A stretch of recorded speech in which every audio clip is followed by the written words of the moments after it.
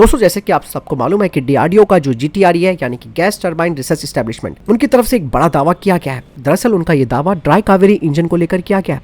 उन्होंने कहा कि dry Kaveri engine stealth criteria को पूरा करता है, यानी कि ड्राई कावेरी इंजन जो है वो ओरिजिनल कावेरी इंजन के साथ 75% जो समानता है वो रखता है, क्योंकि ड्राई कावेरी इंजन में इस तरीके से सुधार किए गए हैं कि इस इंजन के सामने आने वाली जो चुनौतियां हैं वो कम हो जाएंगी। मतलब साफ है कि इसका इस्तेमाल इंडियन एयरफोर्स के लिए बनने जा रहे यूकैफ यानी कि अनमैन्ड कॉम्बैट एरियल व्हीकल के लिए किया जाएगा। ड्राई कावेरी इंजन की एक सबसे खास विशेषता यह है कि जो ओरिजिनल कावेरी इंजन है उसके सामने जो दिक्कतें थी या उसकी आप ये समझिए कि जो लिमिटेशन थी उसे दूर किया गया है। और दोस्तों जो ओरिजिनल कावेरी इंजन था उसके जो सबसे महत्वपूर्ण इश्यूज थे जिसकी वजह से ये इंजन प्रोग्राम लटका हुआ है, उसे देखते हुए इस ड्राई वेरिएंट को सुधारा भी गया है, जो कि इस बात की ओर इशारा करता है कि ये इंजन काफी विश्वसनीय और एक बेहतर प्रपल्सन सिस्टम बनेगा।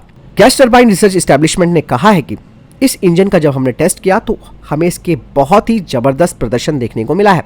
मतलब साफ है कि भविष्य के जो भी डिफेंस प्लेटफॉर्म्स हैं उनकी जरूरतों को ये पूरा कर लेगा। ड्राई कावेरी इंजन में दोस्तों जो सबसे इंपॉर्टेंट अपग्रेड किया गया है वो है एक नया हाई डिस्टॉर्शन कैपेबल फैन। और ये जो फैन है यानी कि जो पंखा है वो खास तौर पर सर्पेंटाइन एयर इनटेक सिस्टम को संभालने के लिए डिजाइन किया गया है, जो कि भारतीय वायुसेना के लिए तैयार हो रहे 13 टन के रिमोटली पायलटेड स्ट्राइक एयरक्राफ्ट जिसे कि RSPA कहा जाता है उसके लिए काफी जरूरी भी है। और ये जो नया पंखा है यानी कि नया फैन है उसका डिजाइन का उद्देश्य भी यही है कि किसी भी तरीके की जो चुनौतीपूर्ण उड़ान स्थितियां आती हैं उसमें अपना बेहतर प्रदर्शन सुनिश्चित करना है, जहां पर अक्सर इंजनों को एयर फ्लो डिस्टॉर्शन या फिर इंजन की परफॉर्मेंस से समझौता करना पड़ सकता है। लेकिन इस नए फैन के साथ ये सारी टेंशनें दूर हो जाएंगी।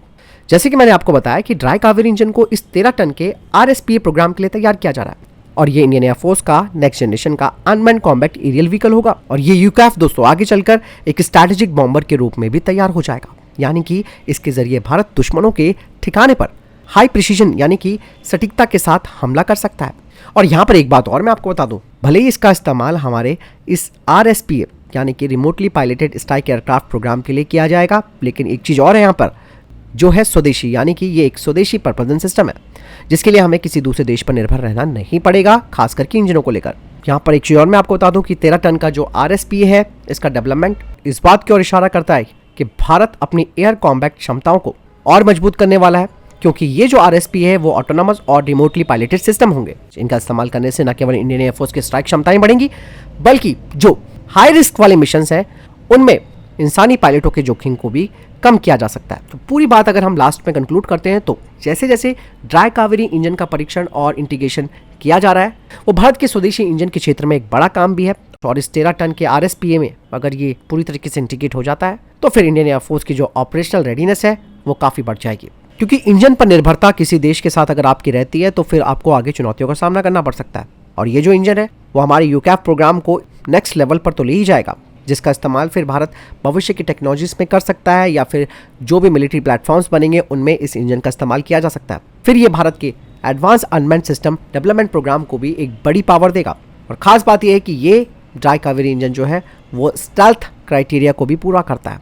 मतलब साफ है कि इस इंजन का रडार क्रॉस सेक्शन काफी कम होगा, जिसकी वजह से दुश्मनों के रडार की पकड़ में आसानी से नहीं आएगा। बहुत चीजें जिन पर काम चल रहा है। फिलहाल आपको क्या लगता है कमेंट सेक्शन में लिखकर जरूर बताएगा। जय हिंद, वंदे मातरम।